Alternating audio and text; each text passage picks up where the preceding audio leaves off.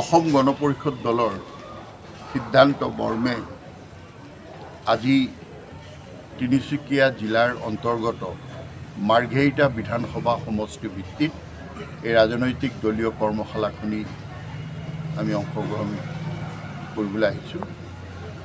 আহি থকা দিনত দলটোক তৃণমূল পৰ্যায়ৰ পৰা পুনৰ সুসংগঠিত কৰি শক্তিশালীকৰণৰ লক্ষ্যৰ লগতে যি পঞ্চায়ত নিৰ্বাচনৰ প্ৰস্তুতি একেলগতে আমি আগবঢ়াই নিবলৈ সিদ্ধান্ত লৈছোঁ।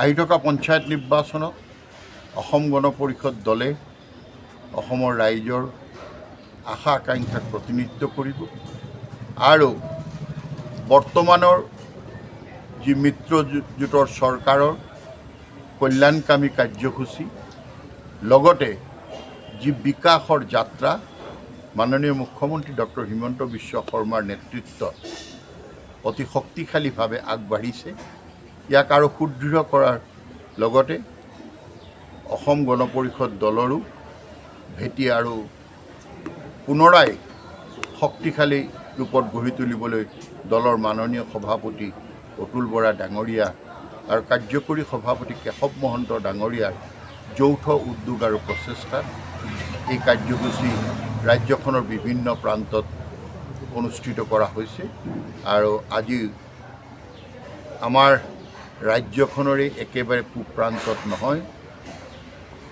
দেশৰো একেবাৰে পূব প্ৰান্তৰ মাৰ্ঘেৰিটা বিধানসভা সমষ্টি আজি এই ৰাজনৈতিক দলীয় কৰ্মশালাখিনি অনুষ্ঠিত হ'ব।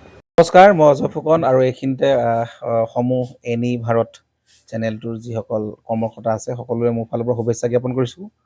অসমৰ আচলতে সংবাদ জগতত নতুনকৈ আচলতে এটি আত্মপ্ৰকাশ ঘটিছে আমাৰ নিউজ চেনেল এনি ভাৰত, আৰু এনি ভাৰতৰ এটা খুব ধুনীয়া এটা অনুষ্ঠান হ'বলৈ গৈ আছে।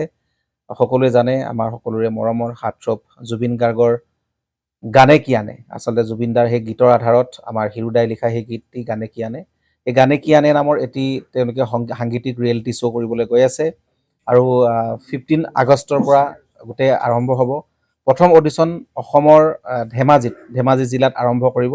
গতিকে সমূহ যিসকল প্ৰতিভা আছে, যিসকলে গান ভাল পায়, যিসকলে তেওঁলোকৰ নিজৰ প্ৰতিভা আচলতে দেখুৱাব বিচাৰে, এই ৰিয়েলিটি শ্ব'ত গানে কি আনে এই প্ৰতিযোগিতাত অংশগ্ৰহণ কৰক আৰু খুব ধুনীয়া আপোনালোকে সুবৰ্ণ সুযোগ লাভ কৰিব। লগতে ইয়াতে পুৰস্কাৰ আছেই, বিভিন্ন ধৰণৰ উপহাৰো আপোনালোকে লাভ কৰিব আৰু লগতে এগৰাকী প্ৰতিষ্ঠিত আচলতে এগৰাকী শিল্পী হিচাপে অসমৰ সাংস্কৃতিক জগতত আপোনালোক প্ৰতিষ্ঠা লাভ কৰিব। গতিকে গোটেই অনুষ্ঠানটোলৈ মোৰ ফালৰ পৰা শুভকামনা থাকিল আৰু লগতে এই অনুষ্ঠানটোত আপোনালোকে অংশগ্ৰহণ কৰিব। আমিও আছোঁ আৰু সকলোকে আমি লগ পাম। ধন্যবাদ।